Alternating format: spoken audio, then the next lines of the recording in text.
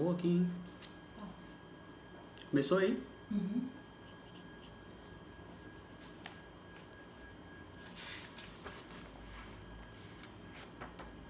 Boa noite. Estamos começando a nossa live. Oi. Lívia, acabou de entrar. Estamos dando início à nossa live aqui. Fala, meu amigo Júnior Mota. Rapaz, você acredita que hoje o Facebook fez uma lembrança nossa de 2 anos atrás? Eu ainda não tive tempo, mas vou postar. Estamos aqui já começando a nossa live. Eventualmente vou ficar mudando o meu olhar, porque nós estamos transmitindo ao vivo via Instagram e via Facebook ao mesmo tempo. E eu já quero agradecer a presença de vocês, né? Que nos bastidores, organizando tudo, tem a minha parceirona, meu amor da vida, tá aqui atrás, dando tchauzinho pro Facebook. E oi, Fabelle, tudo bom, querida? Seja bem-vinda. E quem tiver no Facebook pode ir tirando dúvidas aí, que ela vai me passando as dúvidas aí. E quem tiver antenado aí com o Instagram também, fica à vontade para perguntar, a gente vai sempre estar interagindo aqui com vocês. Então, o tema de hoje é os 5 sabotadores do propósito. A gente também tá com saudade de vocês, mas acompanhando tudo por Instagram, viu? Acompanhando tudo. De antemão, muito felizes com a vida espiritual de vocês, viu? Parabéns. O baby tá lindo também. Entrou aqui Germano Medeiros, Graciela... Meu amigo Germano. Graci! Como é que tu tá? E Herbert Meirelles. Sejam bem-vindos aí, Herbert. Como é que você tá, meu amigo? Bom, pessoal, então eu acho que vamos dar início, né? Pra ser justo com o pessoal que teve... Fala, grande Isaac. Ser justo com as pessoas que tiveram aí pontualidade, né? Então, pessoal, deixa eu conversar um pouquinho com vocês a respeito desse tema, propósito. Recentemente eu completei 1 ano na minha carreira como coach. Eu digo como coach informado, né? Porque hoje eu entendo que a minha vida inteira eu vim sendo moldado para esse momento agora. Todas as minhas experiências de vida me moldaram para chegar até aqui. E então eu costumo dizer que eu sou coach de nascença. Né? Por isso que algumas pessoas, modéstia à parte, algumas pessoas se espantam com o meu crescimento no coaching, mas na verdade a minha história com o coach ela vem muito antes, né? Ela vem muito antes da minha formação de fato.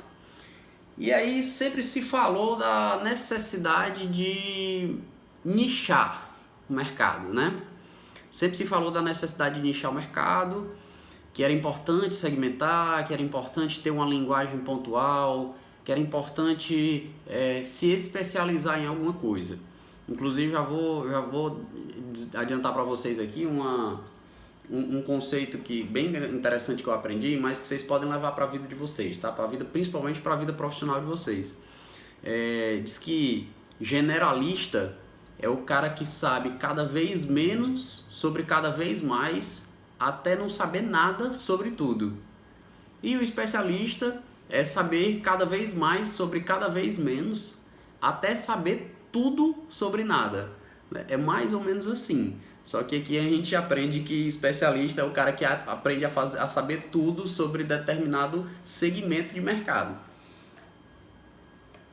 E há 1 ano atrás, eu fui incomodado para me especializar em propósito de vida, porque por muito tempo foi algo que eu sofri muito, com um vazio existencial, sem sentir verdadeiramente que o que eu fazia me preenchia, enfim, eram alegrias momentâneas, mas não tinha aquele ânimo de começar a semana, aquele ânimo de iniciar o dia com entusiasmo. E finalmente, quando eu conheci o coach, eu pude descobrir verdadeiramente qual era o meu propósito de vida, que a missão final é fazer a diferença na vida das pessoas. Esse é o propósito de vida de todo mundo. fazer a diferença na vida das pessoas.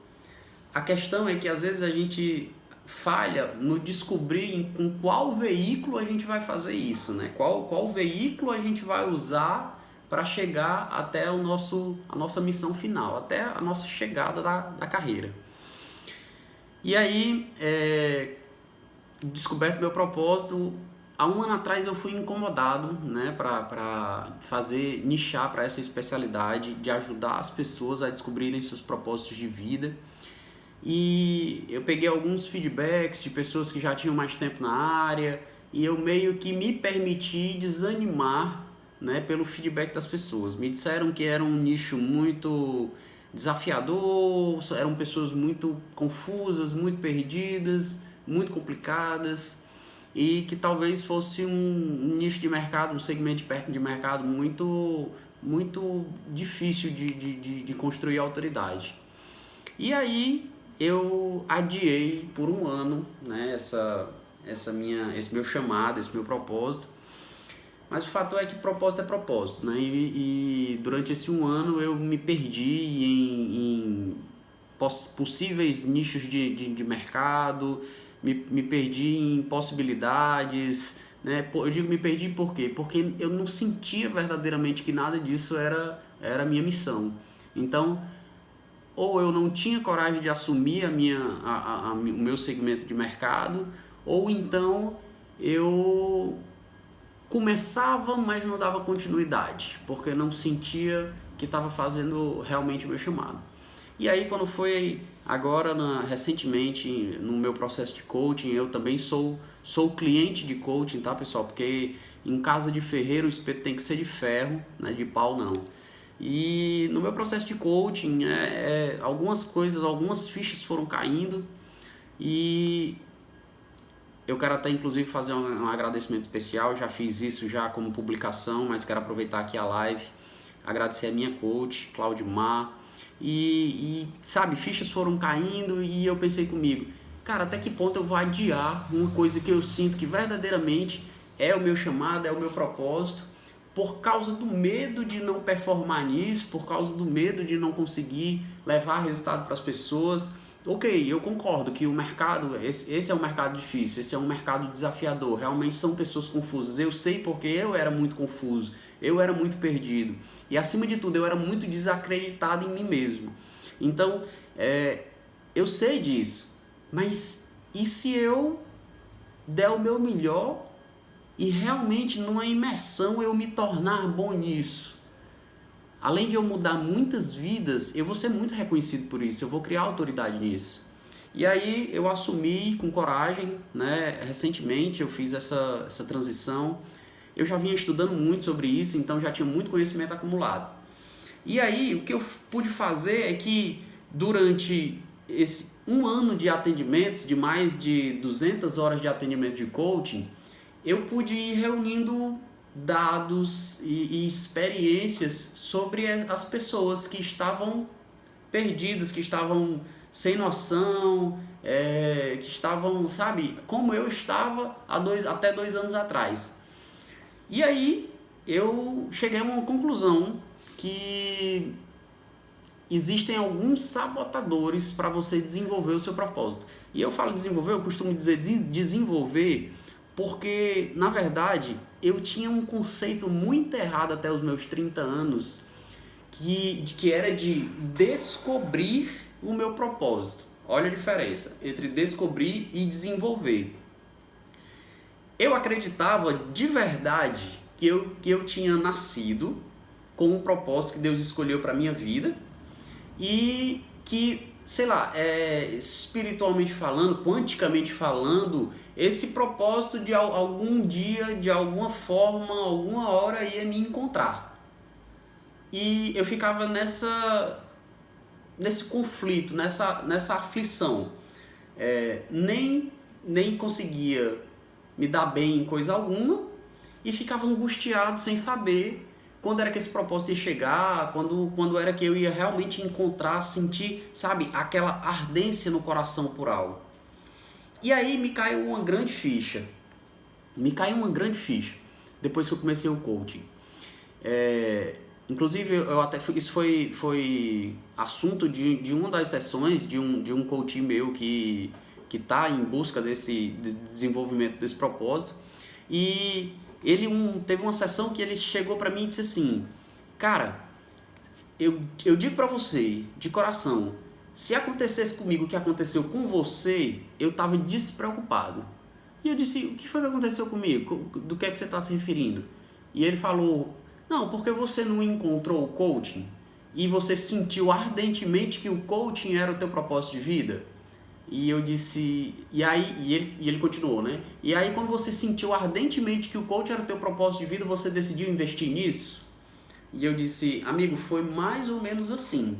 Só não foi nessa ordem. Olha só, quando eu conheci o coaching, eu percebi que o coaching poderia ser algo que eu realmente amasse fazer. Por quê? Porque o coaching contemplava os meus valores. Olha só, já estou dando o primeiro conceito de propósito para vocês, tá? O teu propósito ele tem que contemplar os teus valores. Então, eu tenho alguns valores que são muito fortes para mim. Um deles é a contribuição. Eu tenho que me sentir, e eu acredito que a contribuição deva ser um valor para todo mundo que quer encontrar o seu propósito. Porque verdadeiramente, nós não viemos para esse mundo para cuidar de nós mesmos. Nós viemos para esse mundo para cuidar do próximo, para inspirar outras pessoas a encontrarem os seus caminhos de alguma forma com o veículo que você decidir fazer. E aí, deixa eu reconstruir aqui o pensamento aqui para vocês. O que ele disse? Que eu encontrei o coaching, senti desejo ardente no meu coração pelo coaching e decidi investir nisso. E eu disse para ele: aconteceu, só não foi nessa sequência.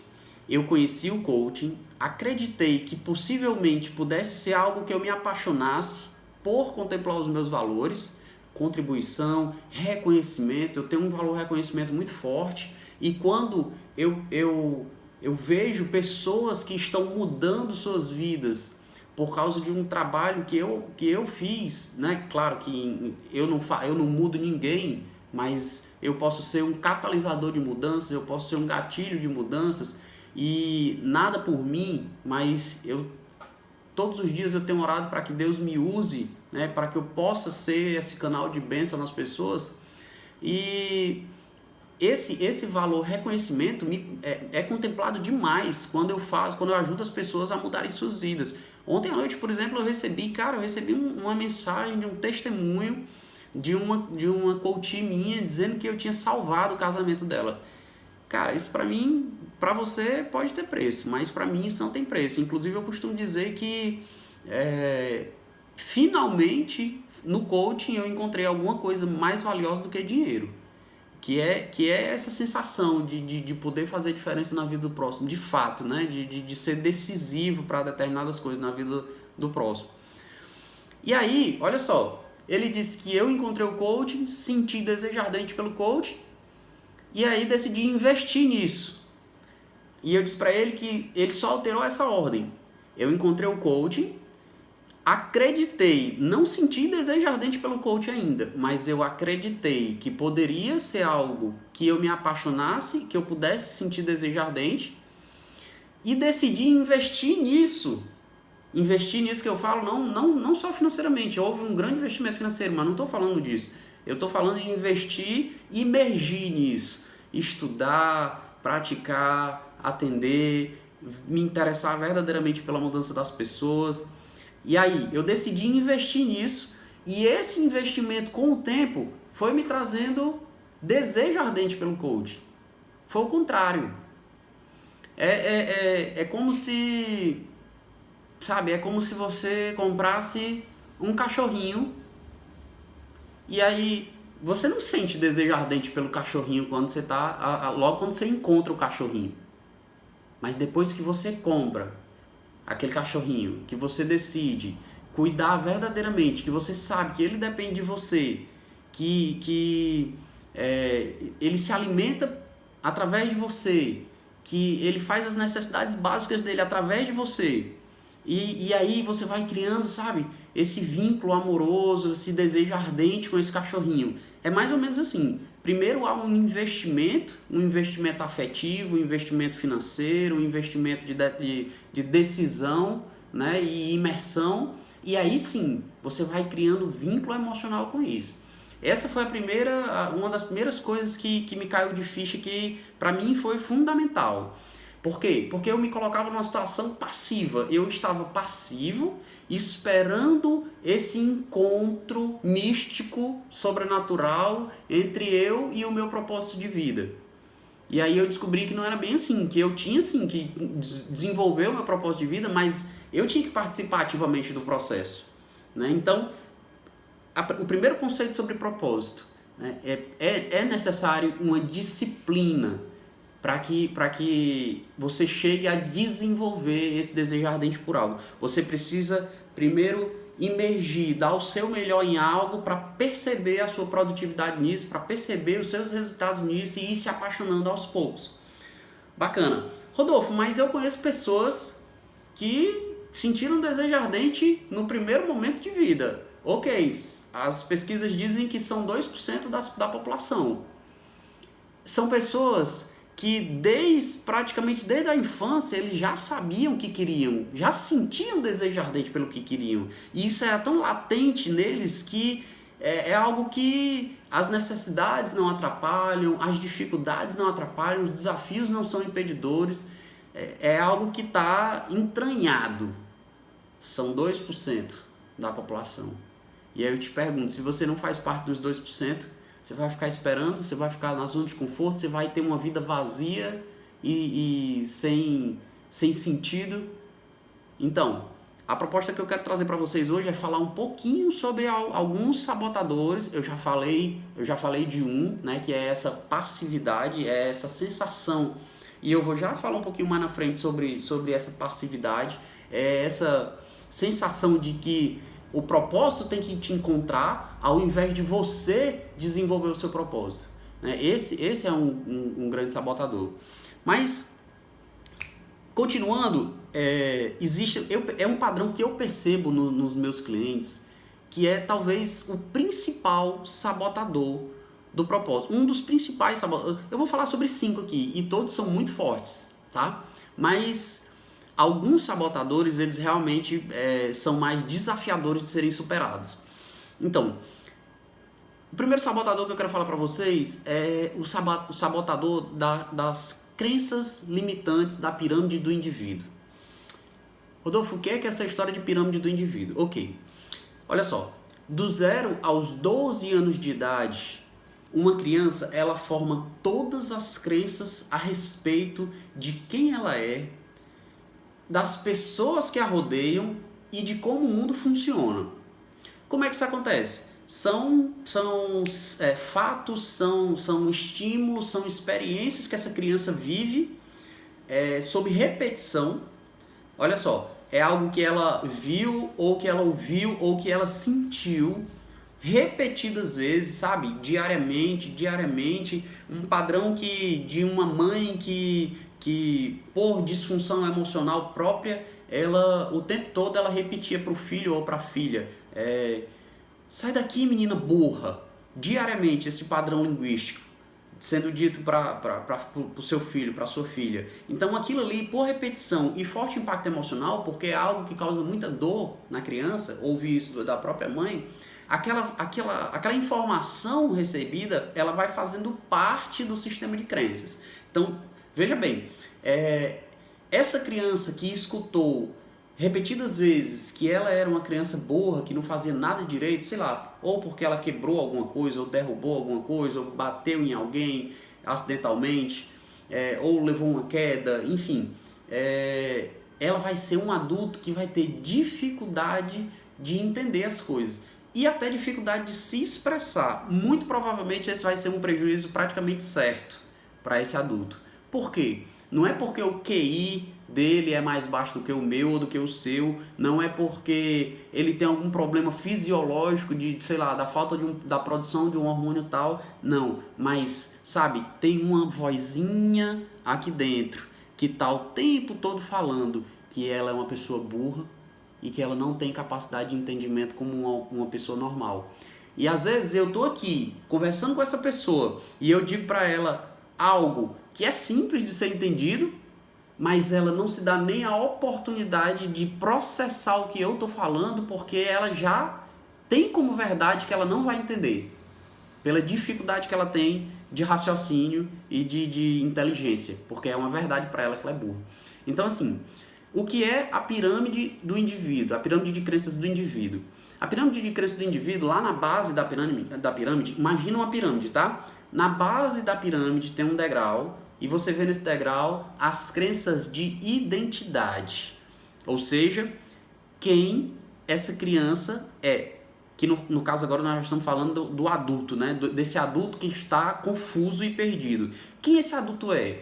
E quando eu falo quem esse adulto é, eu não estou falando sabe, de quem as pessoas acham que ele é, ou de quem Deus, como Deus enxerga ele. Eu estou falando de como ele se enxerga. Se eu pedir para ele colocar uma lista de características a respeito dele, podendo ser características boas ou características ruins, o que é que ele vai colocar nesse papel? Serão mais características boas ou serão mais características ruins que ele acha a respeito dele? Entende? Então, quais são as crenças do indivíduo, as crenças de identidade dessa pessoa? Quais são? O segundo degrau da pirâmide vamos lá, exemplificar algumas crenças de identidade. Essa, por exemplo, eu sou burro, é uma crença de identidade.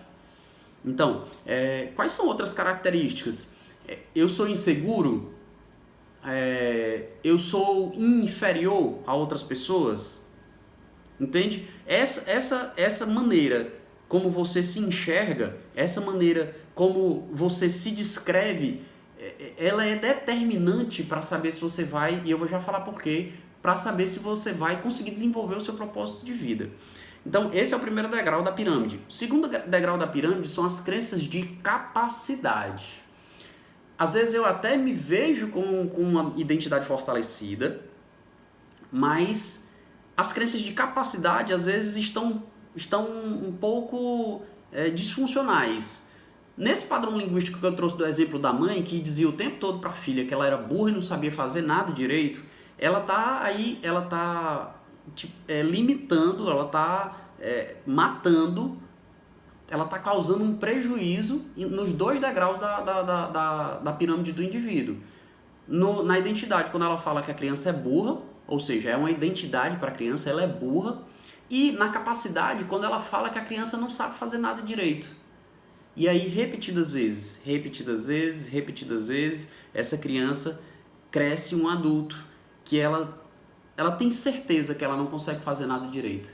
Então isso gera insegurança, gera zona de conforto, porque se eu não sei fazer nada direito, para que eu vou me lançar em alguma coisa, já que vai dar errado, já que vai me trazer prejuízo, eu vou me decepcionar. E aí, essa é a segunda camada da pirâmide. A terceira camada da pirâmide são as crenças de merecimento. Olha só, depois que eu conheci o coaching, eu fui entender uma série de insanidades que para mim eram insanidades, eu não sabia explicar e que não faziam o menor sentido, mas que depois do coaching fez total sentido. Vocês conhecem alguém que entrou num relacionamento e era um relacionamento super desequilibrado? Na verdade, era uma pessoa que vinha de padrões terríveis de relacionamento. Pessoas disfuncionais que, sei lá, até espancavam, maltratavam, traíam. E aí, essa pessoa veio pulando de relacionamento em relacionamento, relacionamento em relacionamento. E aí, ela encontra um parceiro, uma parceira que de fato é uma pessoa boa para ela. É uma pessoa que cuida, que protege, que dá carinho, sabe? Que dá amor. E aí, o que acontece é que, de repente, daqui a pouco, essa pessoa decide acabar o relacionamento. E você fica se perguntando o que foi que aconteceu, por que aconteceu isso, e ninguém entende porque aquela pessoa que estava com ele ou com ela era uma ótima pessoa, finalmente ela tinha encontrado, e aí eu te digo, isso aí muito provavelmente é sinal de uma crença de falta de merecimento. Essa pessoa passou por estímulos, por experiências na infância dela que deixaram essa crença de falta de merecimento. Ela não merece, não sei, talvez experiências que ela teve com os pais ou, enfim, algum abandono que ela sofreu, maus tratos na infância, alguma coisa assim, que fazem com que hoje, quando ela tá com uma pessoa boa para ela não se sente merecedora daquilo. Isso é muito doido, né? E aí, muito provavelmente, ela se saiu desse relacionamento sem uma explicação. Não, eu terminei porque eu não gostava, não estava me sentindo bem. Não tinha uma explicação precisa para isso. E aí, o terceiro degrau das pirâmides de crenças do indivíduo são as crenças de merecimento. Então, olha só, resumindo tudo: identidade, quem você é de fato, como você se enxerga; capacidade, o que você acha que você é capaz de realizar; e merecimento, do que você acha que é merecedor de conquistar, de realizar, entende? Esse conjunto de crenças, se eles estiverem disfuncionais, ou seja, se você se vê uma pessoa inferior, uma pessoa incapaz e uma pessoa que não é merecedora do melhor de Deus para a tua vida, muito provavelmente você vai se sabotar no desenvolvimento do teu propósito. Porque olha só, é incongruente uma pessoa que vive o seu propósito de vida não ser uma pessoa de identidade e semelhança de Deus, não ser uma pessoa que é capaz de executar o extraordinário e, consequentemente, de desfrutar de uma vida abundante, ou de desfrutar de reconhecimento. Então, olá, fala Tiago, beleza, meu amigo?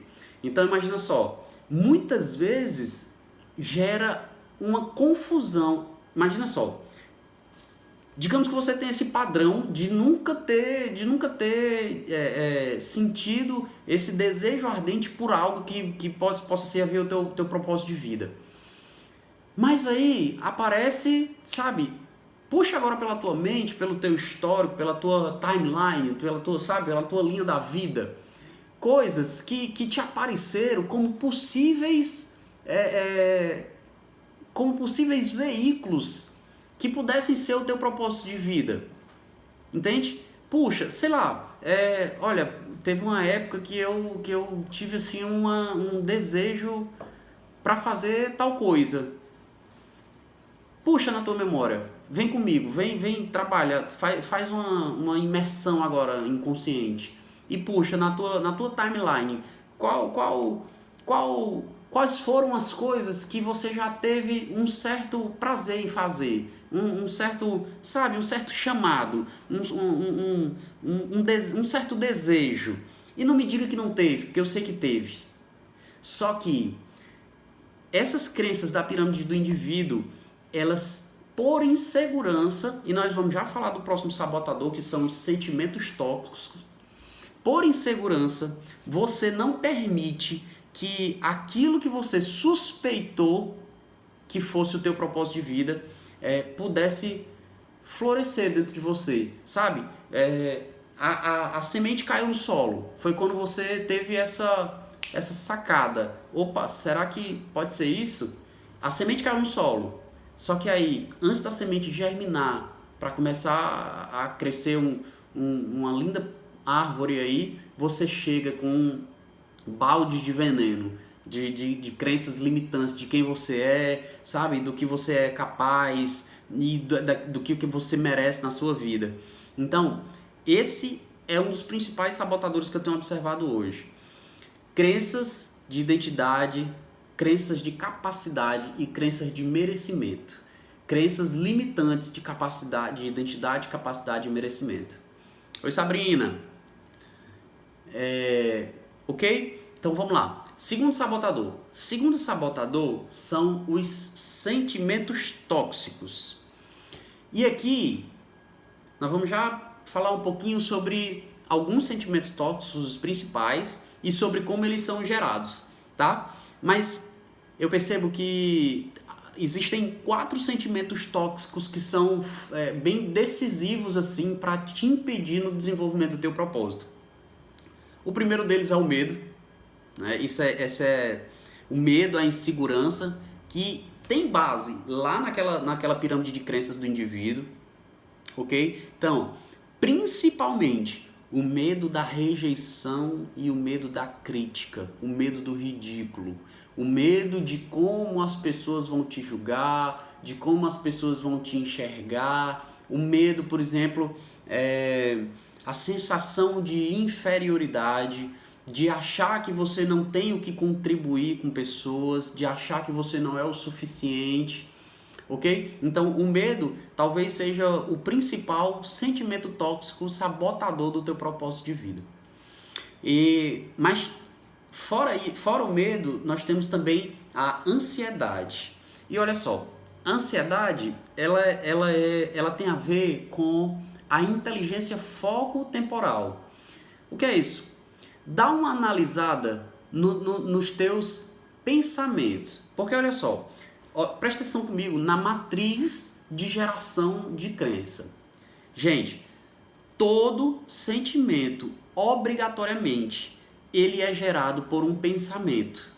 Todo sentimento é gerado por um pensamento, por um diálogo interno, por uma imagem que você criou na sua mente. Obrigatoriamente. Tá sofrendo de pânico, tá sofrendo de depressão, tá sofrendo de qualquer doença psicossomática, observa como é que tá a tua inteligência foco-temporal. Observa onde você tem botado os seus pensamentos.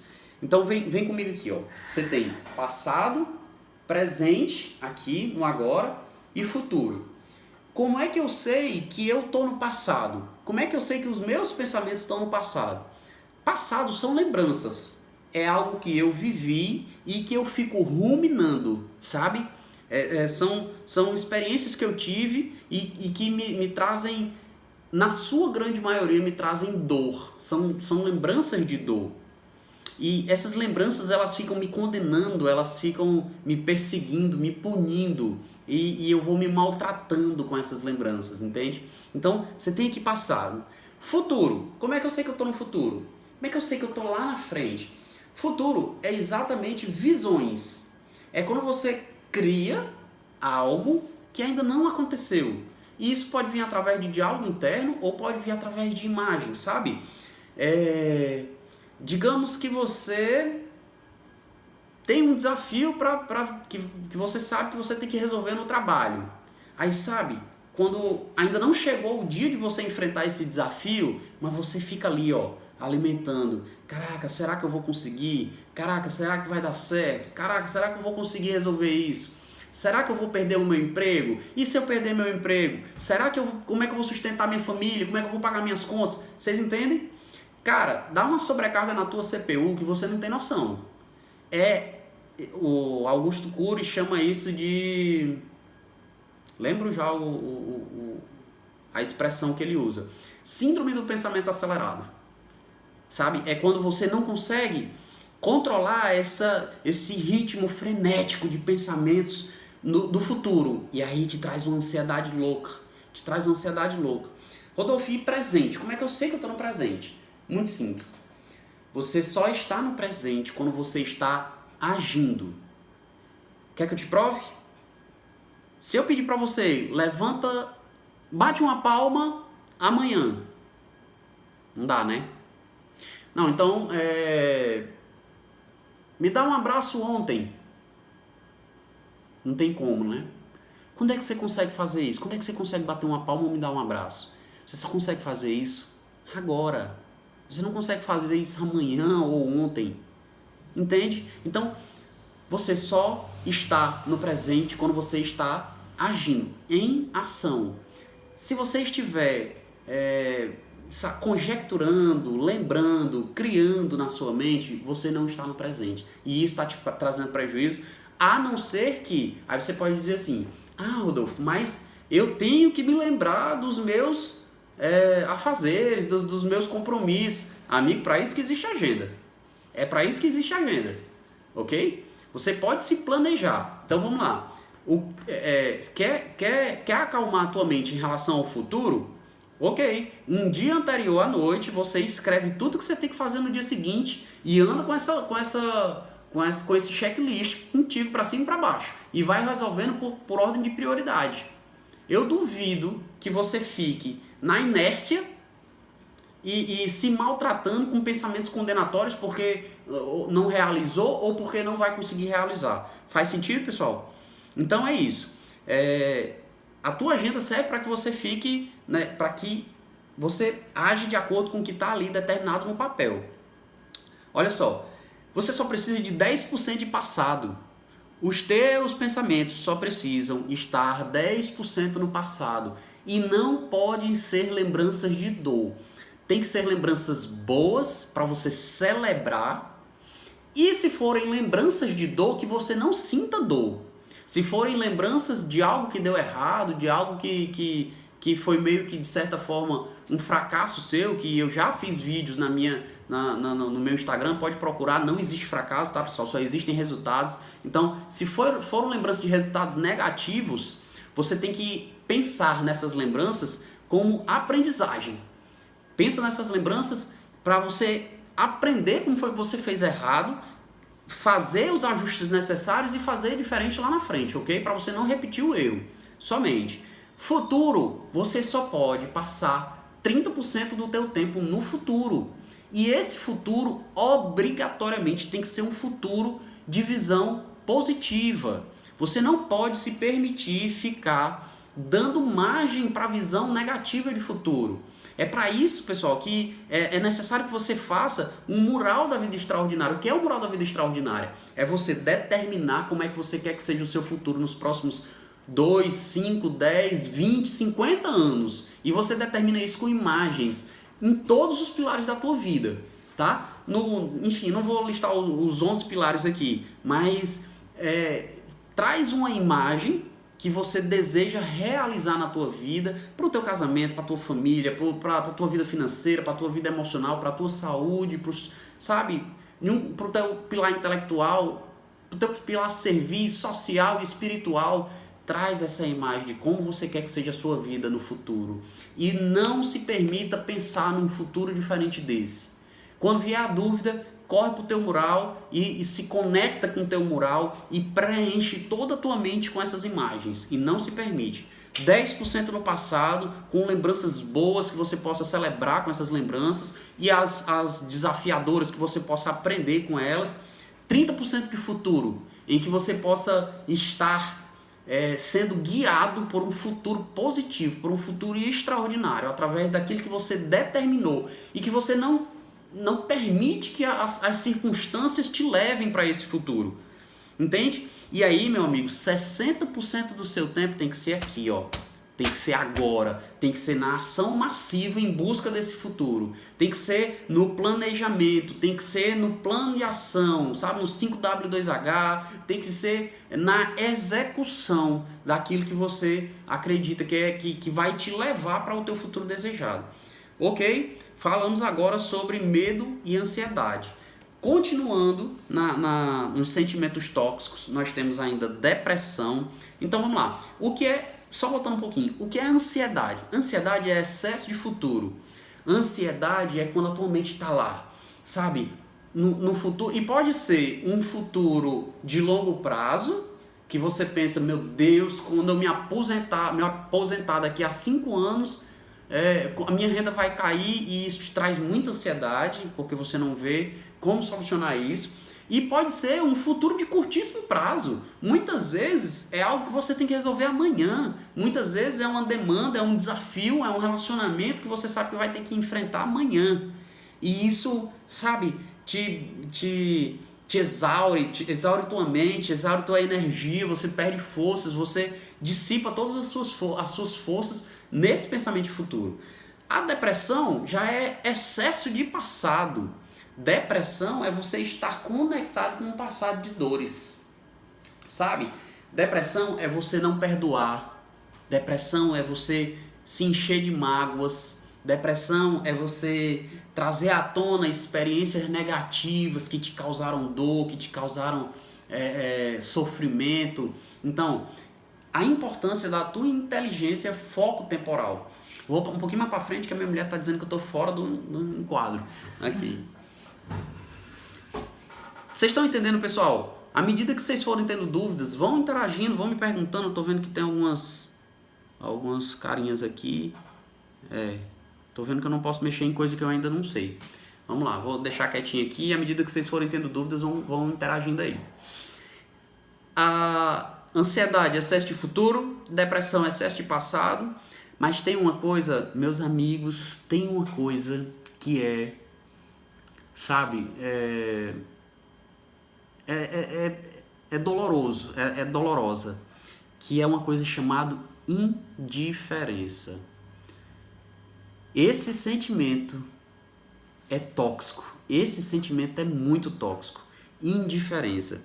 E aqui eu posso alucinar várias causas dessa indiferença. Por exemplo, na infância, você não soube, por exemplo, o que era assumir responsabilidades. Ou seja, tudo era muito fácil para você. Nada foi conquistado por você. Não houve esforço, não houve autonomia sua na infância. Entende? Tudo foi de bandeja, tudo foi de mão dada. Você não sabe o valor que as coisas têm, você não sabe o valor que uma conquista te traz, você não sabe o valor que o dinheiro tem. Por quê? Porque talvez os teus pais, por uma sensação de culpa de não estarem em tempo de qualidade com você, eles tentaram te passar esse amor através de provisão, através de te prover, através de te dar as coisas. Então tudo era muito fácil. Sempre que você tinha uma necessidade, algo que você queria comprar, o que você queria fazer, eles realizavam isso, às vezes até por dor, às vezes até para não te passar o sofrimento que eles passaram na infância deles, talvez. Eles quiseram te privar desse sofrimento. A questão é que esse sofrimento que eles passaram, de certa forma, moldou o caráter deles, moldou a personalidade deles. E esse sofrimento fez com que eles dessem valor a cada etapa conquistada, entende? Então pode ser que você tenha passado por essa infância de facilidades, de falta de responsabilidades, o que te trouxeram apatia pelas coisas. Você não sabe o que é conquistar algo, você não sabe o que é pagar o preço por algo. Então, indiferença, morbidez, sabe, frigidez, apatia. Cara, se liberta desse sentimento. E eu só posso te dizer que a única maneira que você tem de se libertar desse sentimento, meu amigo, é entendendo que esse sentimento ele é tóxico. Esse sentimento. E olha só, o que eu vou te falar agora é bem forte, porque esse sentimento não vem de Deus, é bíblico. Quando diz lá, quente ou frio, morno eu vomito. Apatia é morbidade, sabe? É ser morno, é ser mórbido. E esse sentimento não vem de Deus. Isso, como a gente vive num mundo bipolar, se não vem de Deus, vem de outra coisa que eu não sei no que é que você acredita, mas é algo que não é do bem. Então, a única coisa que eu posso te dizer para se libertar da apatia na verdade tem duas coisas que eu posso te orientar, te aconselhar a fazer para começar a se libertar da indiferença. Uma é entender que esse não é um sentimento divino, esse é um sentimento, aí aqui eu estou falando das minhas crenças, esse é um sentimento satânico, certo? E saber que isso não faz parte de você e decidir, é decisão. Vai doer no começo, vai doer, porque você vai ter que começar agora a pagar o preço, né? Você vai aprender do modo mais duro, mais desafiador.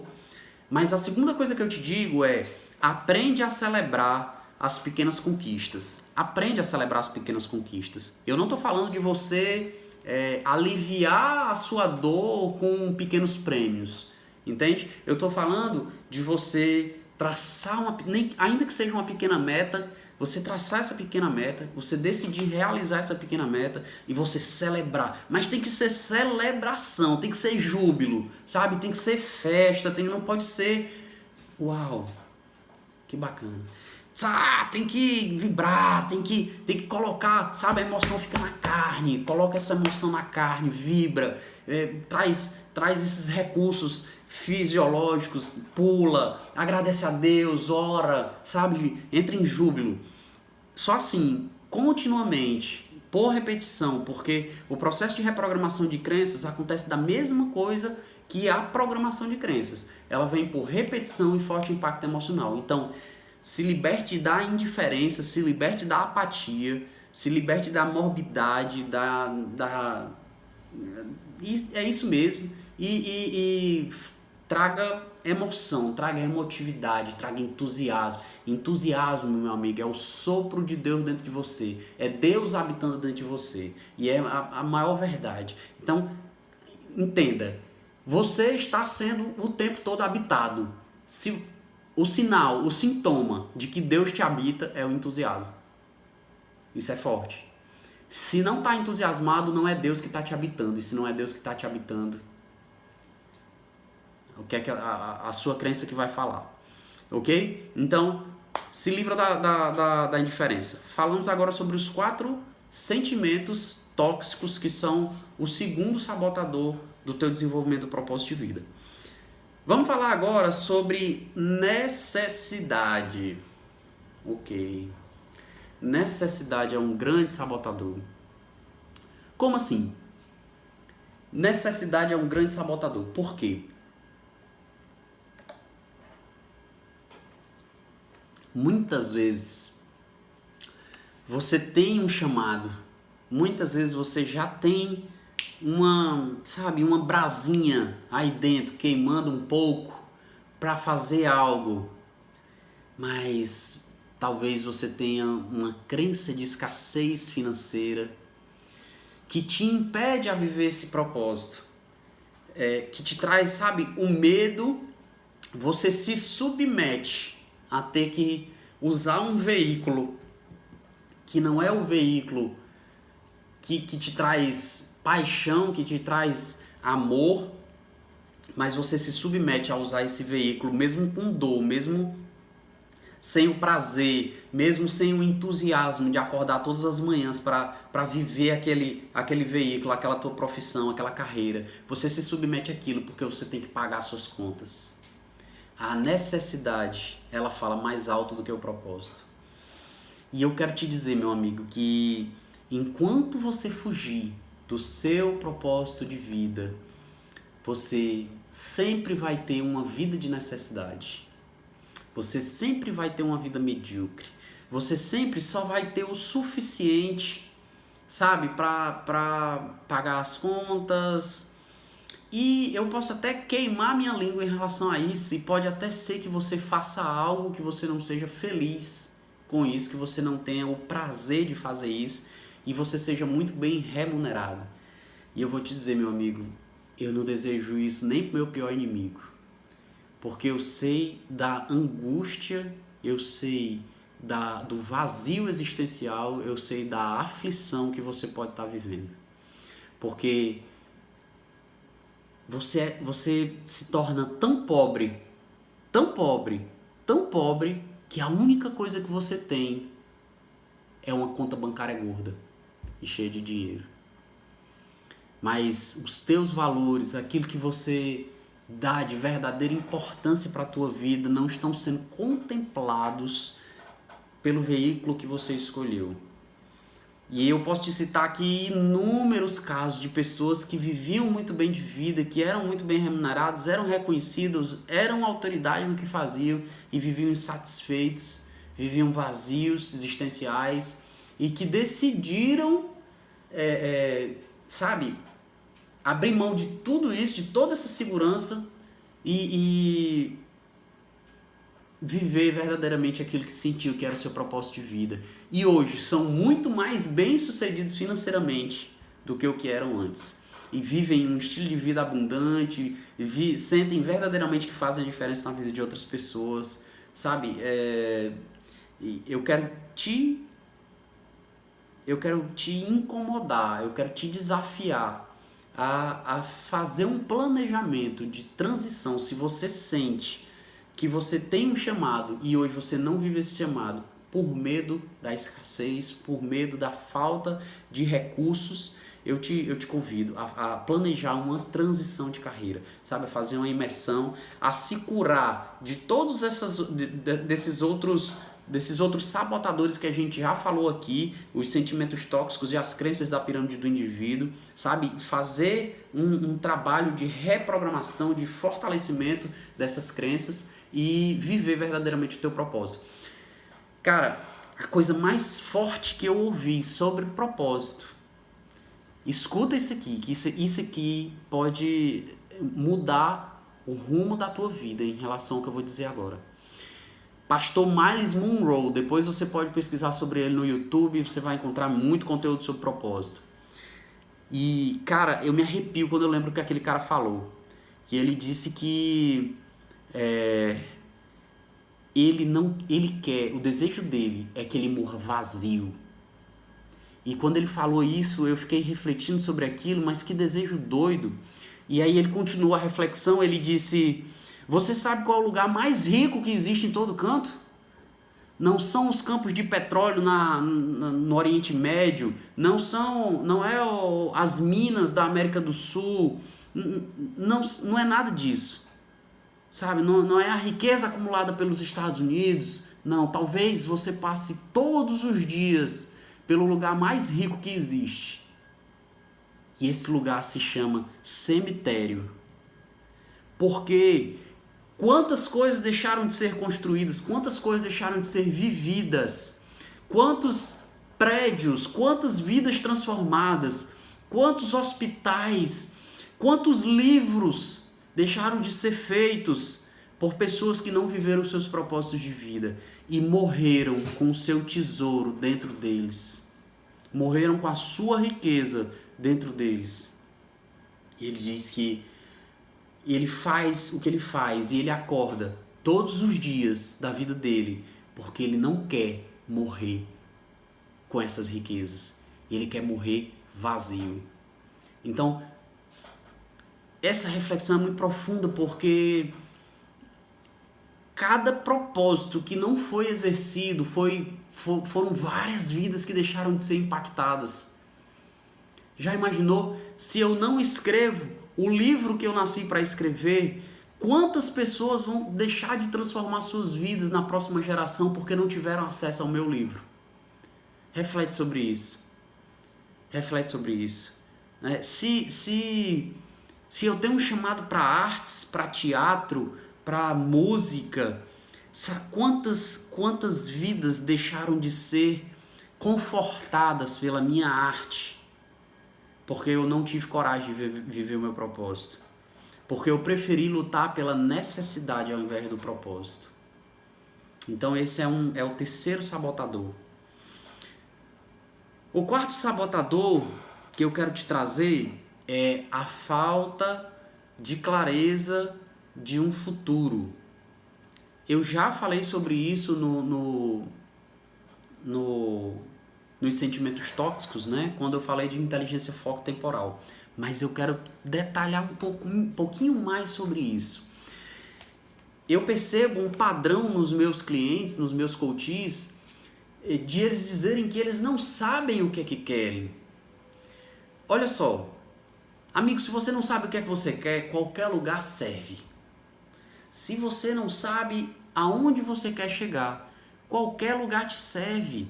Se não for claro para você, se não for específico, deixa a vida me levar. As circunstâncias vão acontecendo e você vai ficando aonde as circunstâncias te levam. O meu pai diz uma coisa muito interessante, é como balseiro em correnteza d'água. Entende? Balseiro é entulho, sabe? Sujeira. Sabe quando o rio está muito alto, tá na enchente, aí ele sai carregando lixo das margens, plantas, enfim. E aí, aquele balseiro, como ele chama, né? Aquele entulho, aquela sujeira, vai com a força da água, até a água decidir perder a força. E aí o entulho vai ficando onde a água decidiu, né, diminuir sua força ou parar sua correnteza. Assim é você se você não tem clareza do futuro. Ah, mas eu não tenho segurança do que eu quero para o meu futuro. Amigo, decide um futuro que contempla os teus valores e que te traga uma imagem agradável para você, e eu sei que você consegue fazer isso. Talvez tenha uma vozinha aí que diga que aquilo não é para você, que você não é capaz de realizar aquilo. Aí a gente volta lá para a pirâmide de crenças. Vocês entendem como tudo está conectado? Tudo está conectado. Às vezes você não se permite sonhar porque o crítico que tem dentro da tua mente, o teu ego, ele fica te condenando e te pondo para baixo e maltratando tua autoestima, tuas habilidades e a tua sensação de capacidade. É nessa hora que você tem que dizer: ok, pensamento. Obrigado, pensamento. Tchau, pensamento. Sabe? Adota uma prática de tratar esse crítico que insiste em te colocar para baixo como um personagem. Você não é esse pensamento. Você não é esse crítico. Sempre que esse crítico vier e ele falar alguma bobeira na tua cabeça, olha para ele e desdenha dele, sabe? Trata ele como um personagem, desdenha dele. Diz assim: sabe de nada, crítico inocente. Sai daqui, porque eu sei quem eu sou feito à imagem e semelhança de Deus. Eu sou capaz de qualquer coisa porque eu nasci com os recursos que Deus me deu e Ele me fez perfeito. E a palavra fala que as promessas dele são de abundância para a minha vida. Eu mereço a abundância para a minha vida. Sai daqui, crítico. Trata esse crítico como um personagem, desdenha dele, coloca ele, inferioriza esse crítico. E não se deixa paralisar por causa desse crítico. Então, cara, custa o mesmo preço sonhar pequeno e sonhar grande. Não deixa esse crítico dizer que você não é capaz, dizer que você não merece aquilo. Qual o trabalho? O que é que te impede de sonhar extraordinariamente? Sabe? Quando você decidir sonhar, faz isso com vontade, faz isso sem subterfúgio, faz isso sem impeditivos emocionais, racionais. Ok? Então, constrói alguma imagem positiva de futuro em cima da contemplação dos teus valores, e que seja, sabe, se os teus valores é família, se você se o teu chamado, se a tua missão é prover a tua família, coloca lá a tua família, o que é que você quer dar, o que é que você quer proporcionar para a sua família, é conforto, é opções, é luxo, é requinte. Cara, coloca isso no teu mural. Não permite que ninguém ponha areia no teu mural, nem você mesmo, nem o seu crítico. Faz isso sem barreiras cognitivas, sem barreiras emocionais, certo? Voa longe, voa naquilo ali. E sempre que você contemplar aquele mural, que tiver o crítico lá dizendo que você não pode, que você não é capaz, que você não merece, cara, manda esse cara para aquele lugar, manda pro lugar que tu quiser, baixa o nível mesmo, chuta o balde com ele e se permite sonhar. E por fim, meu amigo, eu quero te dizer que o último sabotador é a falta de intimidade com Deus. A única pessoa que pode dizer o propósito da criação é o Criador. Somente. É como se Pinóquio soubesse por que nasceu. E ele era confuso, né, Pinóquio? Por quê? Porque quem tinha que dizer a função da criação de Pinóquio era Gepeto, que foi seu criador. E Gepeto fez Pinóquio porque ele queria sentir amor por um filho, porque ele queria sentir a companhia de alguém. Olha só. Então, o que eu tenho para te dizer, amigo, é que o próximo sabotador e o quinto sabotador é a falta de intimidade com Deus. Você só vai verdadeiramente sentir no teu coração o teu propósito de vida quando você escutar do teu Criador para que você veio ao mundo. Como é que você desenvolve isso? A palavra diz que a fé vem pelo ouvir a palavra de Deus. Então, ora, busca Deus, estuda a palavra, sabe? Lê a palavra, na palavra você vai entender quais são as tuas crenças de identidade, você vai entender como você foi criado perfeito à imagem e semelhança de Deus. Enfim, conversa com Deus, joga as tuas aflições para Ele. Jejuma, sabe? Mata a tua carne, eleva o teu espírito, escuta a voz de Deus. E a mensagem que eu tinha para te dar era essa. Eu vou deixar aqui com vocês o link de um workshop gratuito que nós vamos fazer no próximo sábado, dia 11. E é uma palestra Encontro com o Propósito, é um workshop. Nós vamos trazer ferramentas e técnicas maravilhosas. Vou deixar o link com vocês de inscrição, né, do Eventbrite. E eu espero